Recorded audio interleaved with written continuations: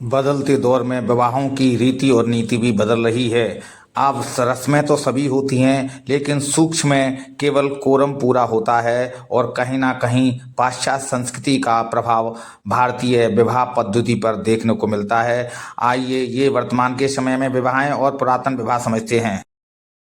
पुरातन भारतीय विवाह उत्सव, संस्कार, परंपरा और पवित्रता का अनूठा संगम थे, जो 8 प्रकार के विवाह ब्रह्मा, देव, आर्ष, प्रजापत्य, सूर्य, गंधर्व, राक्षस और पैशाच, ये 8 प्रकार के विवाह होते थे में वर्गीकृत थे। मुख्य रस्मों में अग्नि पूजा, सप्तपदी, कन्यादान और सिंदूर दान शामिल थे। यह उत्सव केवल 2 व्यक्तियों का ही नहीं बल्कि परिवारों के मिलन का एक भव्य आयोजन हुआ करता था। विवाह के प्रकार इस प्रकार थे।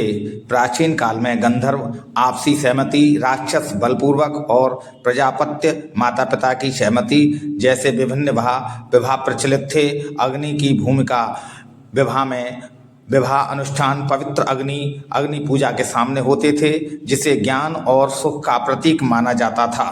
रोहण यानी शिलारोहण, दुल्हन का पत्थर पर पैर रखना, जो जीवन की कठिनाइयों के प्रति दृढ़ता और वफादारी का प्रतीक है।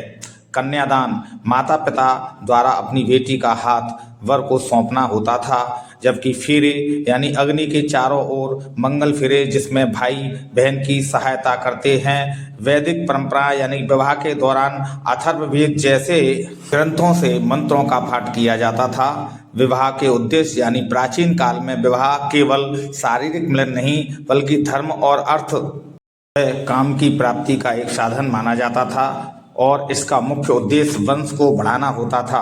अन्य संस्कृतियों में पुरातन विवाह इस प्रकार है। रोमन विवाह, रोमन में अग्नि की आत्मा से आशीर्वाद मांगा जाता था और विवाह के केक को उर्वरता का प्रतीक माना जाता था। यूनानी विवाह, यह 3 दिवसीय समारोह होता था, जिसमें दुल्हन को स्नान कराकर शुद्ध किया जाता था और वर द्वारा उपहार दिए जाते थे। कुल मिलाकर यह कहना गलत नहीं होगा कि पुरातन विवाहों में सामाजिक और पारिवारिक रिश्तों को अत्यंत महत्व दिया जाता था और रस्में जीवन की चुनौतियों का सामना करने के लिए दंपतियों को तैयार किया जाता था। आइए समझते हैं आज के समय में बदलते दौर में विवाहों को किस तरीके से मोड़ दिया जाता है। यह कहना गलत नहीं होगा कि आज के विवाह पर पाश्चात्य पद्धति का सीधा सीधा कहीं ना कहीं प्रभाव देखने को मिल जाता है। आइए समझते हैं।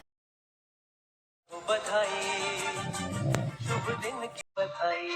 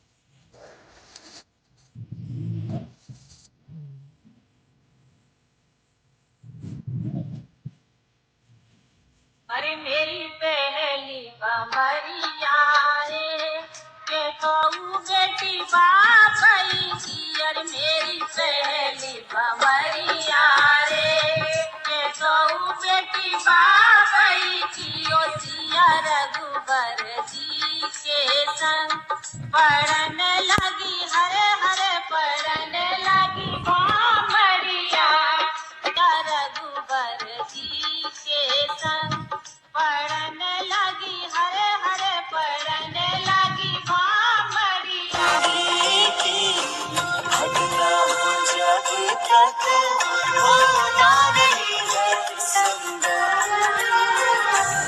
संग संग रहेंगे जन्म जन्म संग संग रहेंगे जन्म